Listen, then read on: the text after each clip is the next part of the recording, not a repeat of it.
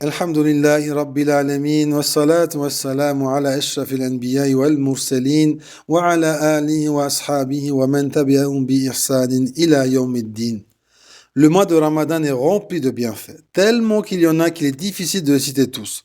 Par exemple, il est possible à travers ce mois béni de se rapprocher d'Allah, d'augmenter sa foi, d'être affranchi de l'enfer, d'être inscrit parmi les gens du paradis, de voir ses péchés pardonnés ou encore de vivre Laylatul Qadr, la nuit du destin qui est meilleure que 1000 mois.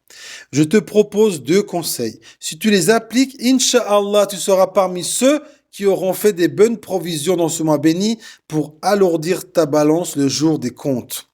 Premier conseil, instruis-toi. Allah Azza wa Jal dit dans le Coran, قُلْ هَلْ يَسْتَوِي الَّذِينَ يَعْمَلُونَ وَالَّذِينَ لَا يَعْلَمُونَ. Dit, sont-ils égaux, ceux qui savent et ceux qui ne savent pas? Il est primordial que tu t'instruises un minimum sur les mérites, les obligations, les conditions du jeûne du mois de Ramadan.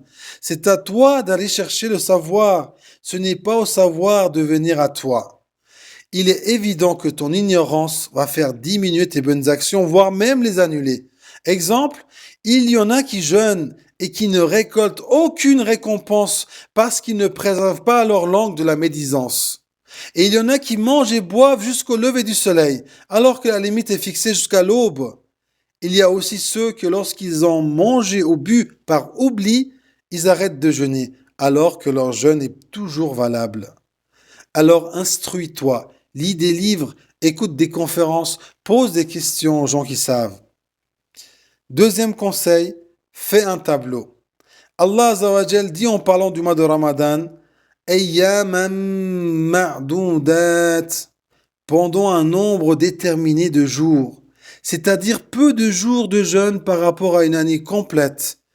Et on l'a tous vécu et entendu des gens dire en parlant du mois de Ramadan, comme ça a passé vite, j'ai rien compris. On dirait qu'on a commencé à jeûner hier et demain c'est déjà l'Aïd. Et très souvent, ce qui en ressort, ce sont des regrets de ne pas avoir pu œuvrer davantage. Alors pour profiter un maximum de ces quelques jours si précieux, tu dois organiser ton mois de Ramadan. Et pour cela, je ne vois pas mieux que de se faire un tableau. Vous pouvez voir à l'écran un exemple de tableau. Donc il y a d'un côté les jours du mois de 1 à 30 et de l'autre côté les bonnes œuvres que tu aimerais accomplir journalièrement. Ensuite, une fois que tu as réalisé l'œuvre listée sur ton tableau, tu n'as plus qu'à la barrer pour passer à la suivante. Exemple, on est le 2e jour du mois de Ramadan. Je dois lire 10 pages du Coran.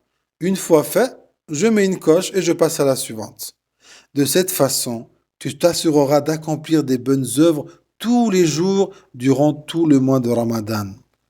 Dans mon tableau à moi, parmi les œuvres à réaliser, j'ai mis lire 10 pages du Coran par jour, faire toutes mes prières avec les prières surérogatoires, faire le tarawih à la mosquée, dire des zikrs différents une centaine de fois chacun, donner 1 euro par jour en sadaqa, faire des invocations pour moi, ma famille, ma umma, appeler mes parents, mes proches pour prendre des nouvelles et passer du temps en famille, être disponible pour eux. Ma liste est non exhaustive. Vous pouvez enlever, rajouter ou augmenter ce que vous voulez. L'idée est de faire sa propre liste adaptée à ses moyens et à ses capacités. Fais aussi un tableau pour tes enfants, pour ton petit frère ou ta petite sœur. Et n'oublie pas que le mois de Ramadan n'est pas un objectif en soi, mais plutôt un moyen de booster ta foi pour atteindre le vrai objectif qui est d'adorer Allah Azza wa Jal durant toute l'année, durant toute notre vie.